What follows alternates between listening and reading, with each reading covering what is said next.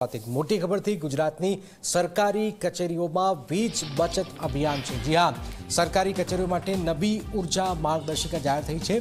सरकारी कचेरीओमां एसीनुं तापमान 24 डिग्री फरजियात छे। वीजળી बचाववा कचेरीओमां सेंसर अने एलईडीनो उपयोग थशे। ऑफिस समय बाद लाइट अने एसी बंध राखवानो आदेश छे। सरकारी इमारतों सोलार पेनल लगाववानुं आयोजन छे। नवी खरीदीमां 5 स्टार उपकरणों पण उपयोग फरजियात छे। वीज बजटमां श्रेष्ठ कामगीरी करनार कचेरीओने सन्मान पण करवामां आवशे। हीतल अमर से जुड़े। शीतल, आ पहली बार तो बात है नहीं, पण दर वखते कहेवाय छे बचत करवानुं, पण आ वखते आ शुं नवी मार्गदर्शिका जाहिर थई छे? एमां जी जेना ચોક્કસ એવું કહી શકાય કે એમાં ક્યાંક ને ક્યાંક આ વખતે દર વખતે જેમ બચતની વાતો કરવામાં આવે છે એ જ પ્રકારે આ વખતે સીધી રીતે ઉર્જા બચતની વાત કરવામાં આવી છે। સાથે સાથે જોવા જઈએ તો આ વખતે સૌથી મોટો ફેરફાર એ પ્રકારનો પણ કરવામાં આવ્યો છે કે સરકારી કચેરીની બચતની વ્યાપક માર્ગદર્શિકા જાહેર કરવામાં આવી છે।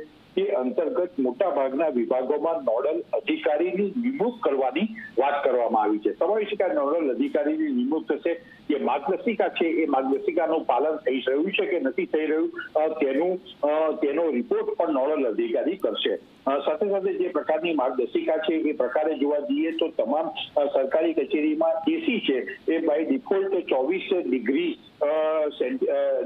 રાખવાની ફરજિયાત કરવામાં આવ્યું છે। એટલે કે 24 ડિગ્રીથી નીચે એસી દ્વારા તાપમાન નીચે નહીં લઈ જઈ શકાય એ પ્રકારની એક મહત્વની જોગવાઈ કરવામાં આવી છે। સાથે સાથે જોવા જઈએ તો ઓફિસ સમય બાદ લાઇટ, પંખા, એસી, કોમ્પ્યુટર બંધ રાખવાના પણ આદેશ છે।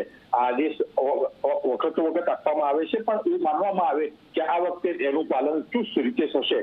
સાથે 6 વાગ્યા બાદ વોટર કુલર બંધ રાખવાની વ્યવસ્થા કરવી અને જૂની લાઇટો બદલીને સરકારી કચેરીઓમાં નવી લાઇટો, એલઈડી લાઇટો લગાવવાની વાત કરવામાં આવી છે। આ સાથે જે સાધનોની ખરીદી હોય છે એ વીજળીનું કન્ઝમ્પશન વધારે કરતી હોય છે, એટલે 5 સ્ટાર રેટિંગ વાળા સાધનોની ખરીદીની વાત કરવામાં આવી છે।